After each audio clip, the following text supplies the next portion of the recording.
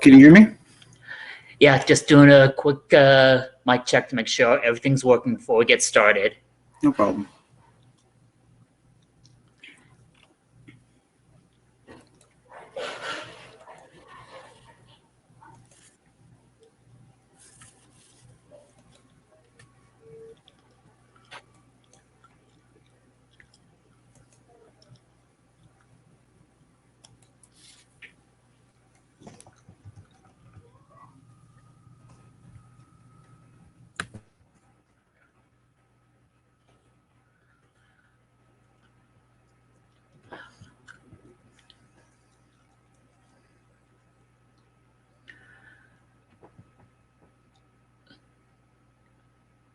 So, welcome to our next episode of Father's Voices. I have two guests with me tonight, Michael and Terry, and I'm going to allow each one of them to basically tell their story, and we'll let Michael go first.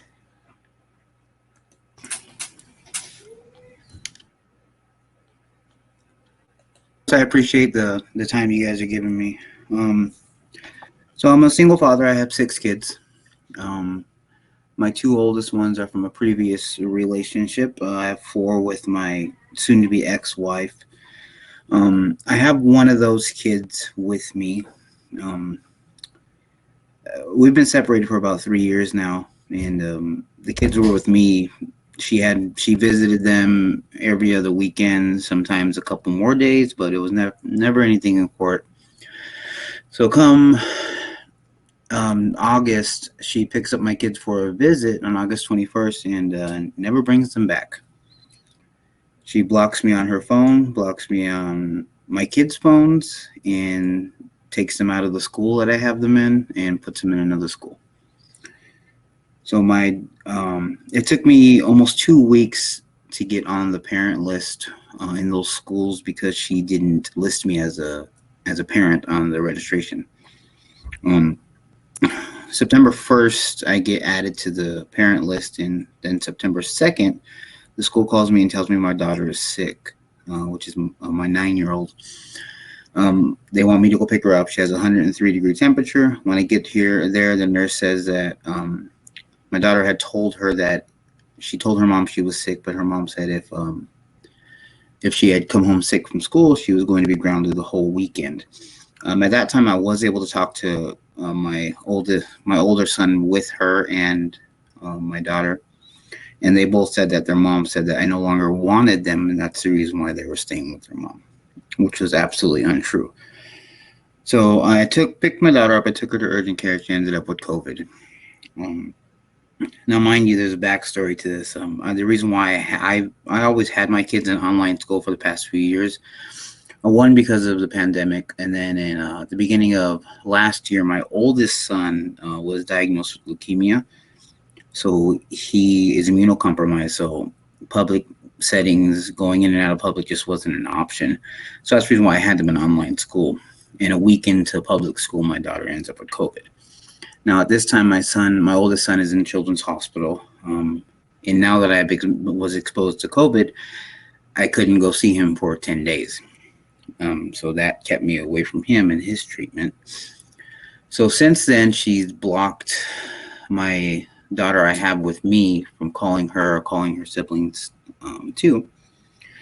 She's made several CPS reports, false allegations, where the workers have all said that they believe that she was coaching the children to say certain things to kind of discredit me.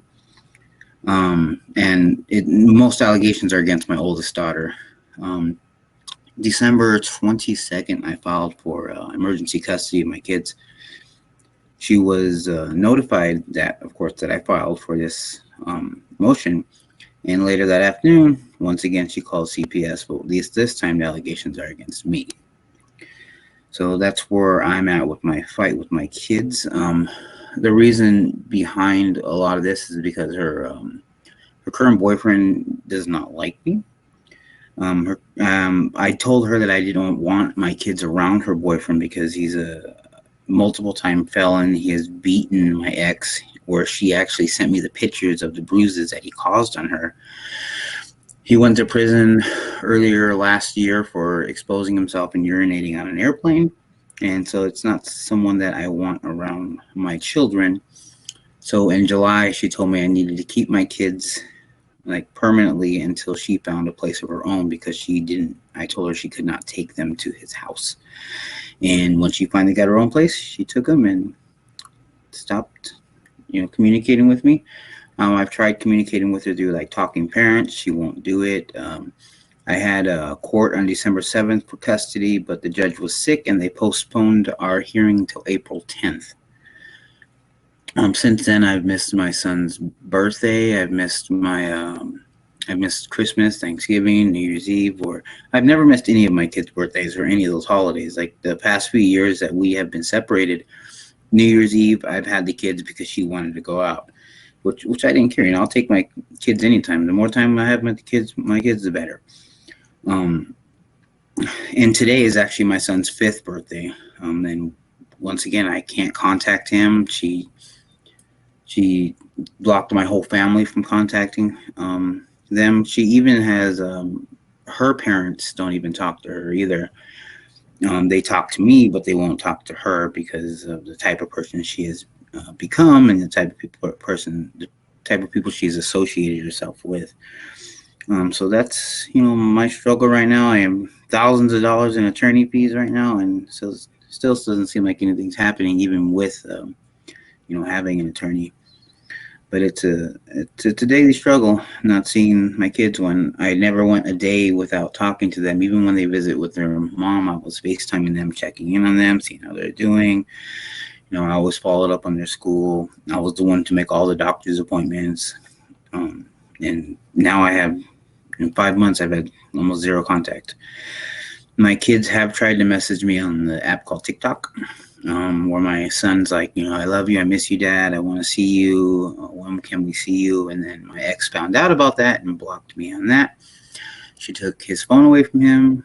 The most recent communication we had was, so they're all signed into like my Netflix account, and so we've been changing our screen names to like, I'll change mine to Dad Loves You Guys, and they'll change theirs to We Love You Too, and like back and forth like that.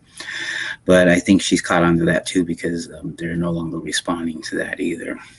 So it's a struggle. She's just being vindictive. She knows I'm a good dad. She's even said in court that I'm a good father. It's just she's doing everything she can to keep custody of these kids. And my youngest daughter told me that her mom even said, I'm going to get all the money I can from your dad. So it's about money for her. And for me, I even told my older kids, I'll pay the child support. I'll pay whatever I need to pay. Just give me my kids. Money was never an issue. Like I've never, on all the time, the 3 years that I've had my kids with me, I've never asked her for a single penny. I've never, taken anything from her. I've dropped the kids off where she lives like 45 minutes away from me. I've taken the kids to her. I made things so easy for her. But as soon as her boyfriend got out of jail, everything turned. And that's my story right now. Wow, Michael, that's quite a lot. That's real intense, and yeah, I can't even imagine what you were going through on that. Yeah, it's definitely tough. Like even my older kids, they miss their siblings. My daughter, she asked for a bunch of pictures of her siblings so she can put on her wall. And like my ex has my kids in a 1-bedroom apartment, so she has 3 kids in a 1-bedroom apartment with her boyfriend. And then like my living situation, I have a 5-bedroom house, and she's like, obviously this is a better condition for them. And even my attorney has said that too, but unfortunately with the judge being sick that day, it got postponed literally 4 months. Well, that has to be hard. Just, you were probably all set to go, and then all of a sudden 4 months, it's like, I can imagine how frustrating that has to be for you and your kids as well. Oh yeah, definitely. And with my oldest son's fight with cancer, like he even says, I'm not fighting for me, I'm fighting for my siblings, because I know my siblings need me. And since he was in the hospital most of the time, he hasn't seen his siblings in almost a year because he spent so much time in Children's Hospital where because of COVID guidelines, they couldn't go see him. So he's taking it really hard too because literally in the fight for his life, and he's also being alienated from his siblings. And he actually called my ex, and she picked up the phone, and then he's like, I just want to talk to my siblings. I just want to tell them I love them. And then she says no and just hangs up the phone on him and then blocks him. Wow. That's all I can say about that. Wow. Yeah, and that's been the reaction. Like, anytime I tell my story to anybody, they're like, wow. And like, I have everything. Like, I have the pictures of when, she was abused, and all the text messages from her saying that she doesn't want to be with this person anymore. She just wants to go on with her life. She's made a big mistake with him. And like, I was always the person she would run to when she would have a problem. She had a few medical issues where she had to have surgeries. And she was recovering at his house, and he kicked her out of the house. And then I had to go pick her up and take her to her parents' house. And like I said, I've done everything to make things easier on her, but I don't know if she's just trying to prove to her boyfriend that she's in it for him. But it's definitely not about the kids, because after I picked up my 9-year-old from school being sick, she took the other kids out of regular school and put them in online school, so I didn't have access to them anymore. Since then, my son, who's with her, has had 30 absences, had almost 100 missing assignments, and was dropped from the school because of it. As of right now, my son is not enrolled in any school in our county, so I don't know what's going on with that. So we're still trying to figure things out with that too. And CPS knows that, because I've told them. I showed them the pictures of the abuse. She's made false allegations saying that I abused her during our marriage, and I'm like, this never happened, and this was over 3 years ago since we've been together. I'm like, why bring it up now? You've made so many CPS reports since then, and you've never said this before. So all of a sudden now, because I filed for an emergency custody, you're gonna make up everything you can to try to discredit me. Yeah, that seems to be a common pattern a lot of fathers talk about. They go through this peaceful time, relatively speaking, and then something gets in the woman's proverbial bee up her butt, and all of a sudden all sorts of chaotic madness just comes about. Oh yeah, definitely. And like, even her mother had told me that she feels like her daughter's on something. She doesn't know what it is, but she'll leave my kids alone like at 10 o'clock at night, and then come back 7, 8 in the morning. She puts a camera on them all night. That's how she watches them from wherever she is or whatever she's doing. I don't know what she does during those hours, but even my youngest daughter, who's with me, said, yeah, they were late to school a few times because their mom left and didn't come back in time for them to go to school. And that's another thing that I told CPS, but they still remained with her. Yeah, that also seems to be a common thing. Dads tell CPS, hey, this is going on, this ain't right. And, maybe they'll listen, but it doesn't seem like they really take any actions. I know a lot of fathers are frustrated with that because they're like, hey, my kids are not in a good situation. What are you guys doing about it? Yeah. Yeah, that's exactly my situation right now too. And like, the CPS workers will call me and say, these allegations, there's going to be a detective involved. You're going to be contacted by law enforcement. And I'm like, that's fine. Like, I know that I haven't done anything wrong. I know that, I haven't hurt my kids in any way. If anything, I was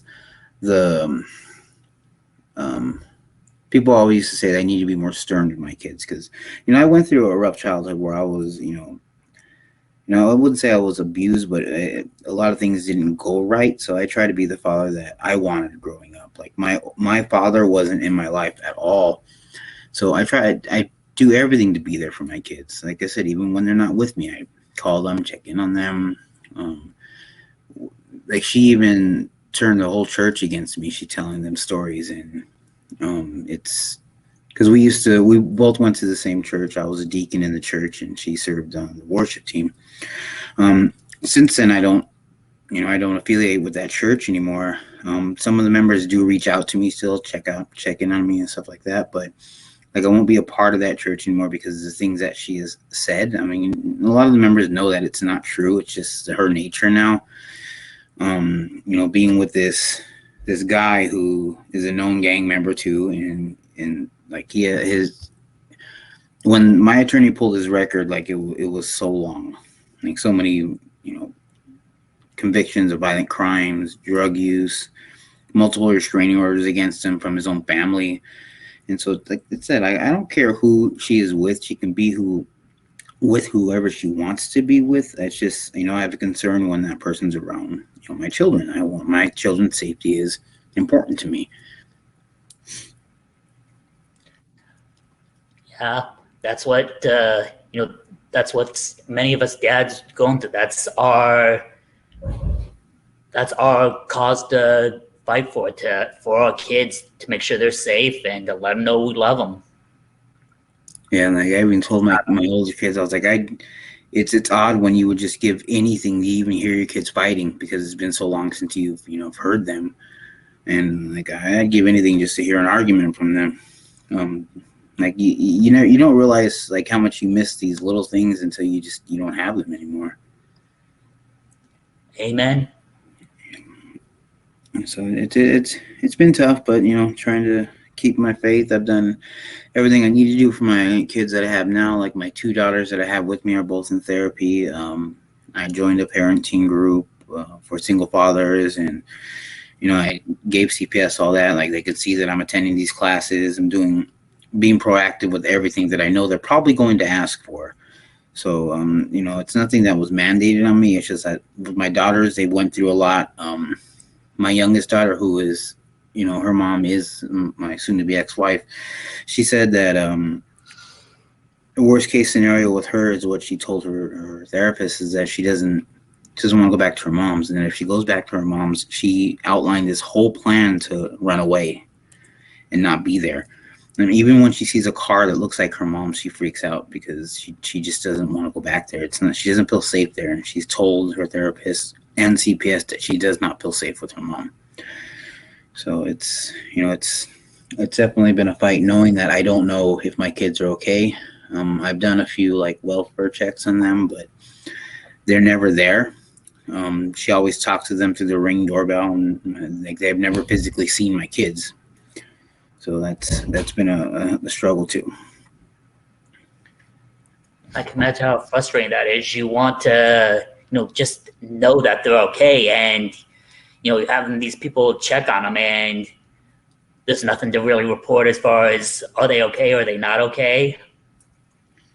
Yeah, and I've made them like I said. I used to make all their doctor's appointments. So I made when she did the first CPS report, they said that they wanted all the kids to be checked out with the doctor. I said not a problem.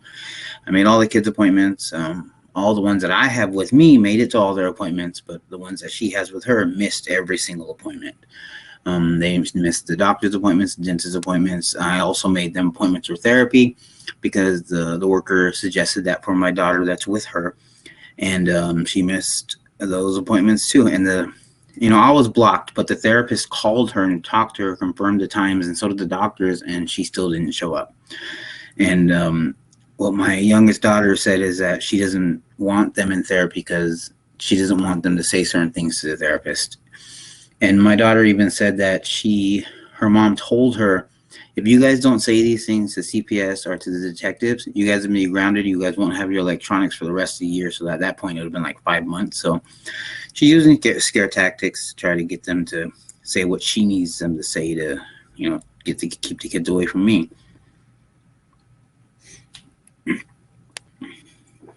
Yeah, that's definitely a pattern that a lot seem to be using, and it just, I don't know about you, but to me that never made any sense. It's like, these are, not only your kids, but her kids as well, and you would think she'd want to do what is best and right for them, not try to do what she is doing.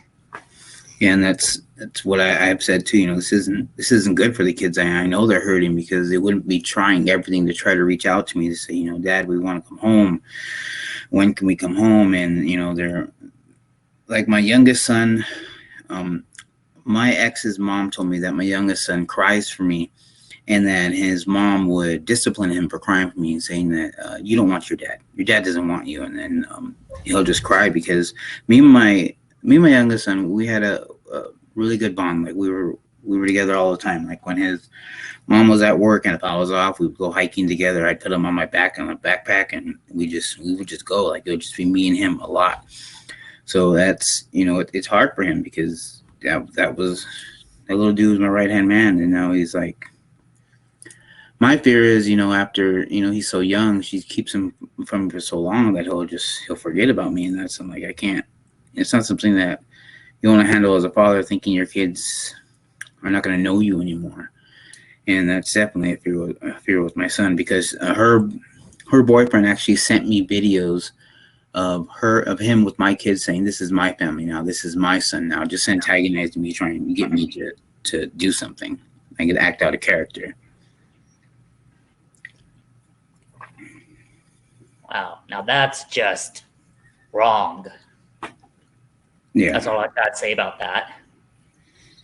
Yeah, and then he smokes marijuana, and the kids have told me he does it in front of them, and I told the workers that too, and I guess they're only looking for certain things, and I guess they don't consider that as being dangerous. I'm not sure, but it doesn't seem to be striking a chord with them that the kids should be in a safer place. And also, this last worker said that we're going to decide, what's going to happen with the kids. So in this case, I could lose my kids and my kids be placed in foster care over everything that she is saying. And that includes the kids I have here. Like the only one that would be able to stay here is my 18-year-old, but the other ones they would remove. And then it's a longer process because we're also Native American, so it would end up in tribal court. So it's just a huge mess that she's creating. All for what? I don't know.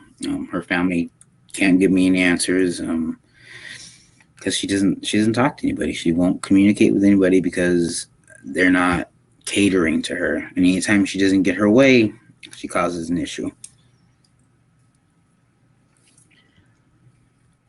Yeah, that's what a lot of these women tend to do. They can't get their way, so they cause issues.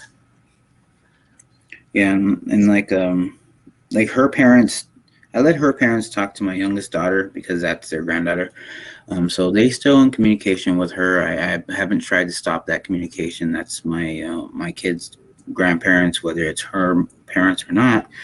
But she doesn't allow my kids to talk to her parents either. So literally, she's cut them off from everybody.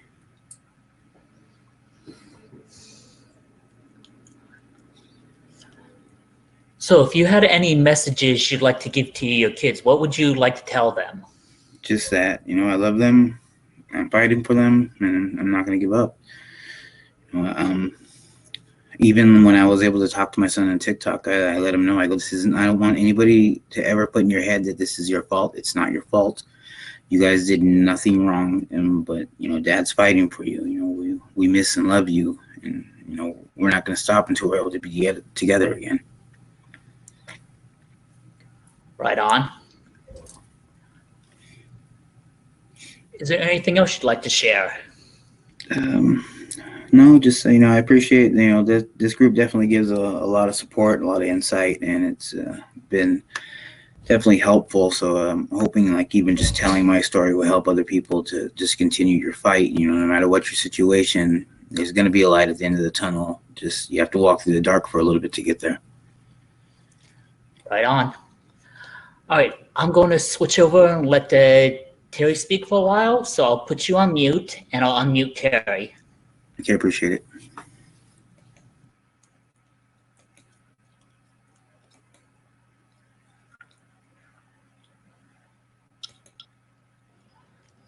Hey, Terry, are you there? I'm here. Can you hear me? It's low. Let's see. I'm having trouble with the video. Let's see if I can do something about the audio. How's that? Is that any better? Yeah, that's a lot better.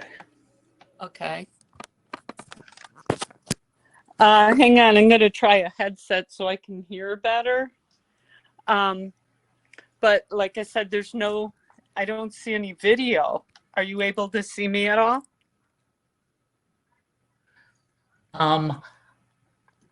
Let me see a second here.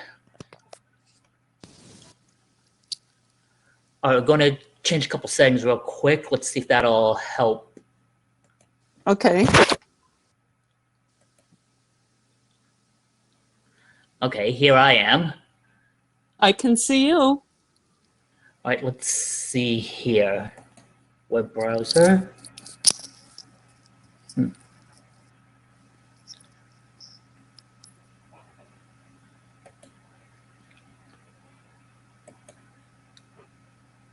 Oh, okay. I can see you on my phone now too. Can you see me at all? No, I can hear you. How about there?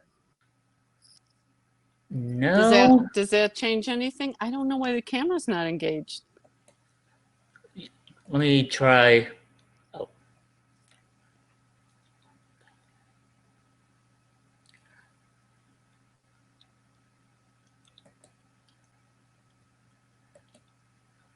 It seems to be some setting that'd be on your side.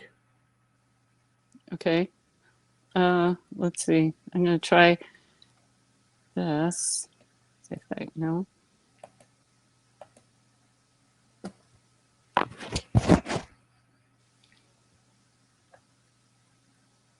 Well,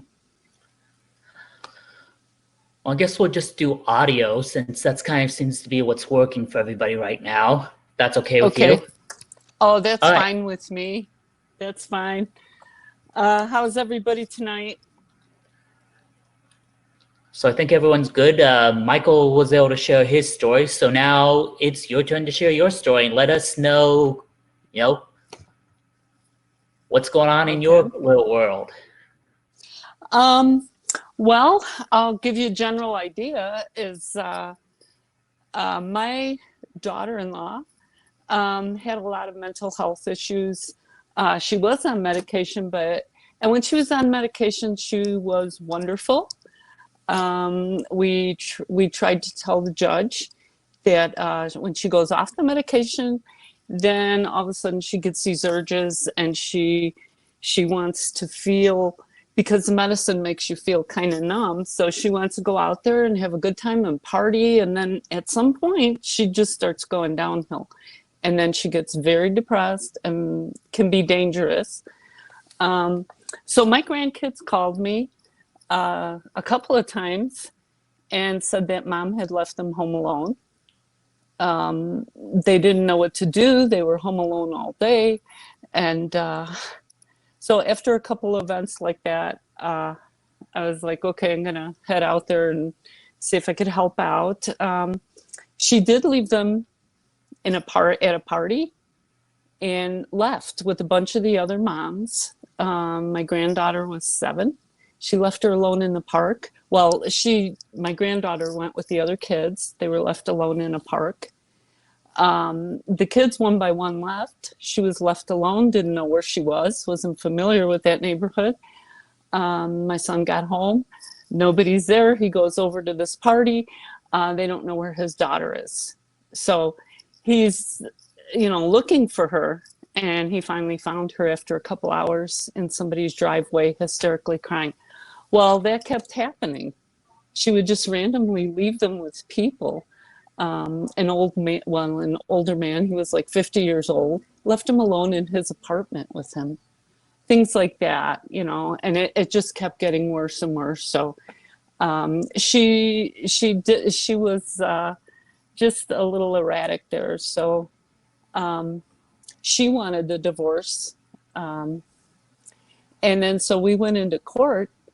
We had a order of protection on her.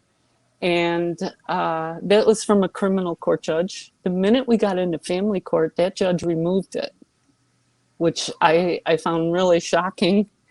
The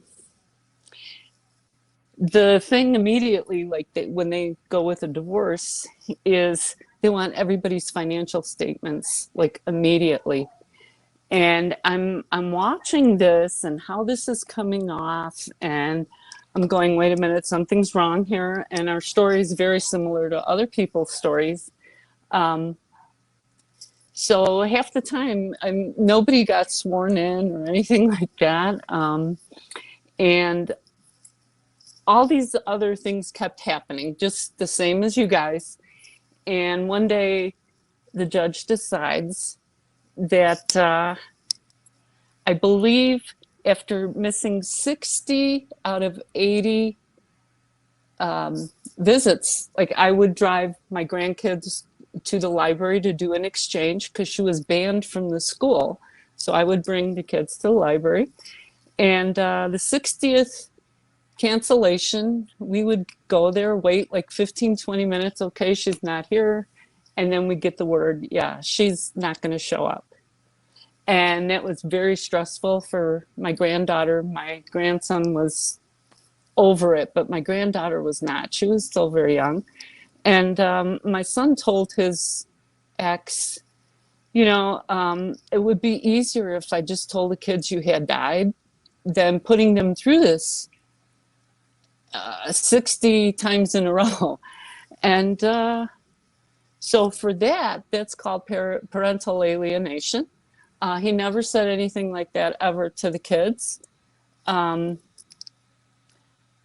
judge eventually, a final order said, no, there was no proof that ever happened. So they said, okay, then can we remove these visits that have to be supervised? And the judge said no. And if you don't like it, you can go appeal it. So anyway, I just happened to notice that all these things were happening. I had a class in high school because I needed one more credit for history. And they stuck me in this civics class. And all we did for an entire year was study the Constitution and the Fifth Amendment, which is due process, the whole time. And I thought, well, what in the heck am I going to need this? I don't plan on being arrested or anything like that. But I got through it. And then I was noticing things like that in court. And, everybody has faith in the system. And you would never stop to think that this judge who has taken a vow to defend the Constitution and uphold it is doing this to you. So I noticed several things, and I have a big mouth, so I was all over the internet, and I said, something's going wrong here. All these rights are being trampled on, violated, and I don't know why this could happen or how. Anytime we try to let the police know of any crime that was going on, it was all referred to the judge. So as far as the police know, nothing's going wrong, and they all stick to that. So the thing that they do, that we eventually pieced it all together, is the very first day when you're in court, or toward the beginning, when they look at your financials, they say, okay, this person can't hold a job, or this person hasn't had experience in a job, or this one's got a horrible work history. That person's going to get the kids. And they make a deal with them immediately. And your lawyer, by the way, is involved with this family court setup. It's a scam, whatever. But your lawyer is told by the judge how it's going to go. The police are told by the judge. DCFS is told by the judge. And DCFS told me, we're not going to look into any reports because we don't have the time or the resources to fight with a judge. The judge will take the person who's really responsible, and that person is going to pay. And they'll take 20 to 30%, depending on what state you're in, of any payment you make to your spouse, your ex, your child support, your alimony, if you have a car, if you have a house. And by the way, they won't let you cash your ex out. They tell you have to sell your house, and they make up a price, and this price is like completely ridiculous. But don't worry, because if the house doesn't sell for that, you're still responsible for that amount.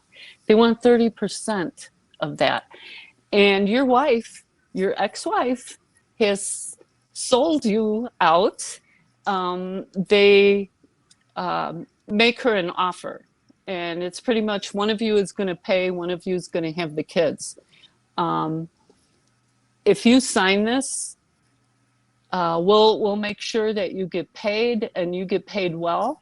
And any problems that come up in court, we will cover for you. We'll make sure that the police are out of the way, DCFS is out of the way, and off they go. And every father out there that I've spoken to has the same exact story to tell.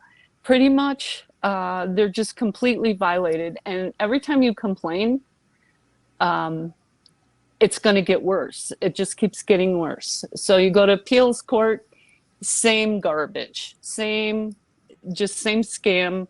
The police told us they had no idea that my granddaughter was beaten. Her brother said it. I said it was never looked into. The court CFI said that he never put in a report, which, by the way, I worked at a school, and I know that you are a mandated reporter. That means the CFI is supposed to defend your child against any harm. This judge and the CFI said that there was no wrongdoing, waited over a year before he put in a report. And then he told the police that it was just to appease the father. The police said they had no clue that anything was wrong, which is a lie. They've been here several times when she would try to leave with the kids, stoned out of her mind, throwing things, yelling, all kinds of good stuff, just like you guys have all been through. So here we are, and I'm all over the internet, and I'm saying something's wrong. I trust the judicial system, but something's wrong here.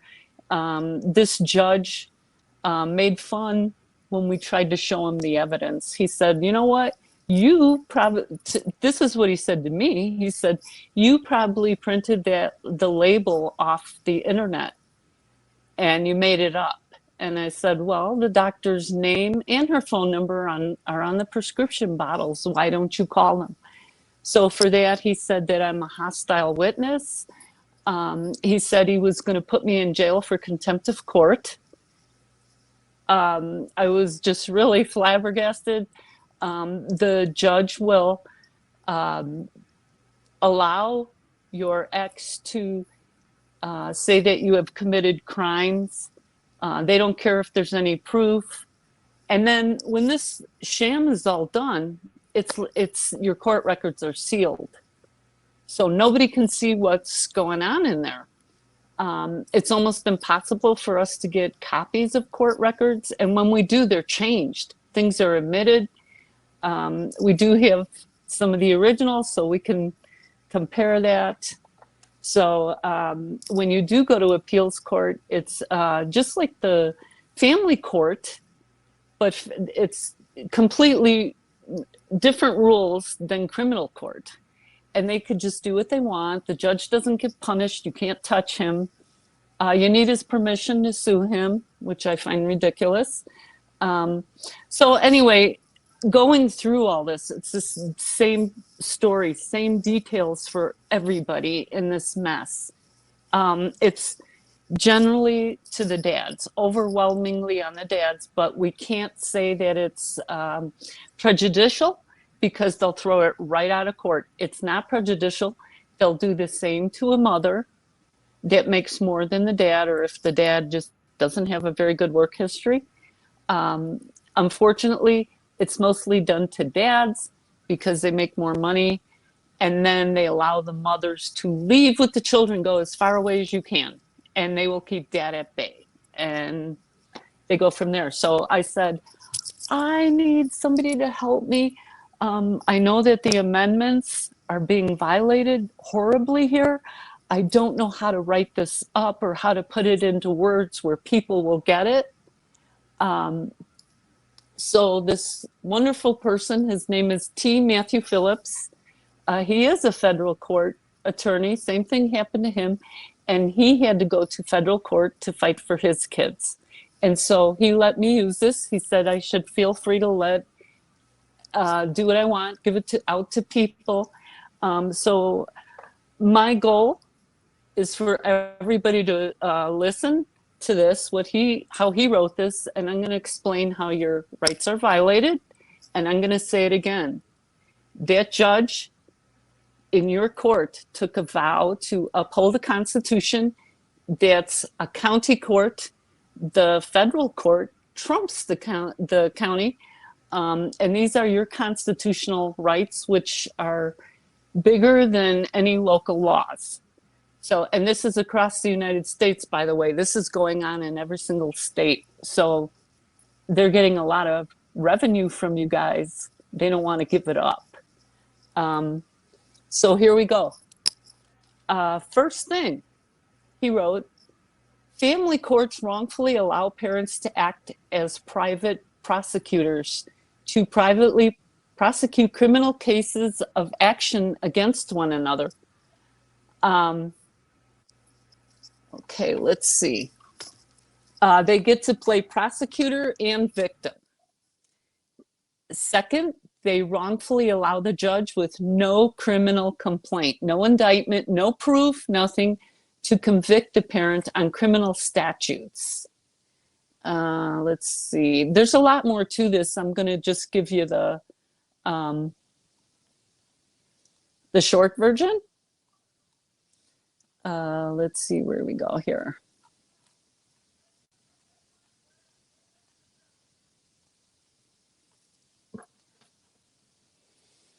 Okay. The third one is that they allow the judge to conclude that parents violate criminal statutes based on clear and convincing evidence, but there's no standard of proof. There's nothing with a reasonable doubt. Family court violates due process, your 14th Amendment, by using a standard of proof too low for criminal statutes. Let's see.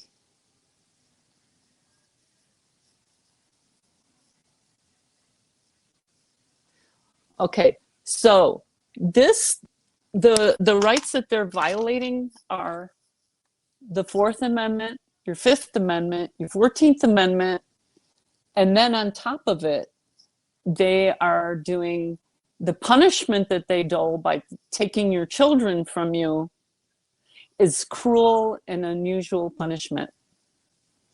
I have a lot of ideas, and this is just kidnapping, actually. They are allowing the courts to kidnap our children. The kids are punished by this. The fathers are punished by this. The courts don't care.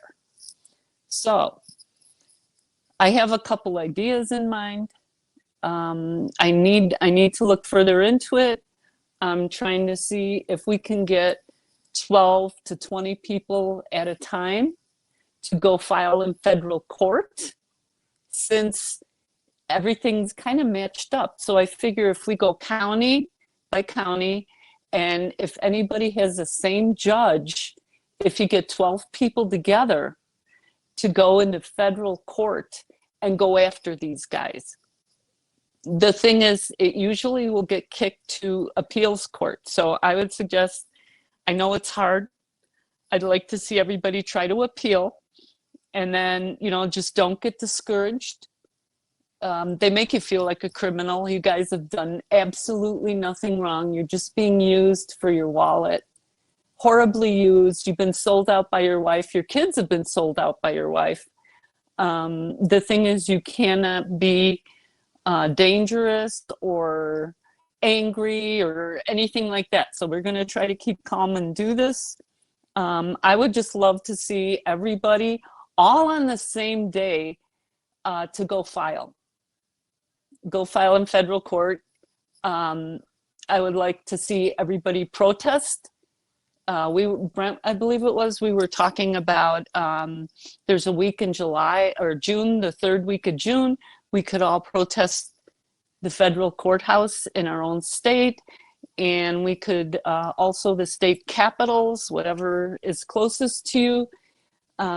Just be careful what you say if anybody comes up from the press, because we don't need you to get in any more trouble. They will say that you're, a nuisance or a problem. And so that's about it. I'm going to send this paper into Father's Voices, and it's all laid out for a judge. The complaint is pretty much laid out what's gone wrong, and those are the rights that have been violated. And I just want to say that when you go to federal court, you will have a jury. Sometimes that jury will award you money, but mainly I would love for all the dads to get their children back. I would like to dissolve family court. That is my goal. I want to talk to Congress. It's really hard. There's so many, but we have to flood them. We have to, I know there's petitions gone out. I know that people have protested. I had mentioned to somebody about a 1 Million Man March. I don't know if that's safe. There's a fence around the White House. There's also, I have a feeling that the National Guard would probably be waiting, but the logistics of it, where's everybody going to eat and sleep and that kind of thing. But we need to get their attention. We need everybody at the same time to be doing this, to be sticking together. Don't be sad. Don't give up hope. We got to stick together and help each other on this, and we just need to abolish it. I want to abolish child support. Here's the thing that the court uses: if you have 50-50 custody, there should be no reason, none, for any child support. If she has the children half the time, why can't she get a job during the other time? Here in Colorado, they can fill the jobs and they pay like $20 an hour. That's a good start. But unless there's some serious issue, I don't know why. The court says they already use 50-50, but we all know that never happens. It just doesn't. So there's things like that I think that we need to really look into, and I really want it dissolved. And then after that, I would like a national registry, state by state, county by county, and I would like the judges' names on there.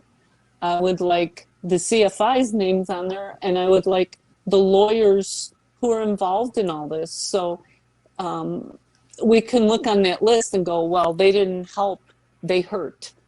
So they don't get hired for anything anymore. And those judges need to be punished. It's almost treasonous to take a vow to the Constitution like that and then just violate everybody's rights. And they've bastardized your children. And like I said, the children are just punished as well, if not harder, because an adult has a little more understanding of what's happening. A child does not. And their memory, the younger they are, they're going to be a little bit afraid. So I would like to see the children returned and be allowed to get used to seeing their fathers. And then I want the mothers. I don't know if there's anything we can do because they were approached by the state, but I would love to see these people get punished for what they've done, although that's not going to happen because, we have to get the judge's permission to sue them, and that's just not happening. But I think the National Registry should be out there for all of us to see what they've done and what kind of people they are. And your I would say everybody to please. I've tried to write to the state of Colorado is where I'm at. So I try to write to the district attorney of Colorado, the governor, the senators, and in addition, the district attorney of the United States, which, you know how they are. They're not, oh, we don't have any jurisdiction over there. Yes, you do. And somebody needs to be held accountable. I think if everybody went in and they started getting lawsuits, I mean, they would go broke, wouldn't they? There's how many dads are out there that have had their lives ripped apart like this, and that needs to be set straight. And I don't care how they do it, and I refuse to stop until all those goals are in place. And I hope a lot of it I don't know because I'm not a lawyer. I just have a big mouth. But if anybody has ideas, I would love to hear them. And, you know, we just got to get the message out there to all the dads that they've done nothing wrong. I think they feel like they're criminal or they've let their families down. No, you have not. The judges, the courts, your state that collects the taxes, those are who have let you down. And we just have to be together to get this back to rights. Sorry, I can talk for a while. I'm very passionate about this subject. That's fine. But I want everybody to hear it. I mean, I would have never thought that this could have happened in the United States. I love our judicial system. I love the freedom. But one thing that just really burns me is, you know, the way they've done this to the children and the dads. I want justice. It makes me very angry, and I'm very passionate about it. And not going to let go. I'm like a bear, and I will not let go of this. I hope all of you don't either. If you hear, see anybody doubting themselves or wanting to give up, don't let them. Because even if I get my kids back, I'm still angry. I'm going to make sure everybody gets their kids back. Everybody. And like I said, everybody just feels terrible, like they're a criminal, and they have done nothing wrong. All right. Is there any message you'd like to give to the little ones, your little ones in particular, or your son's little ones? They're my grandkids. I've been with them.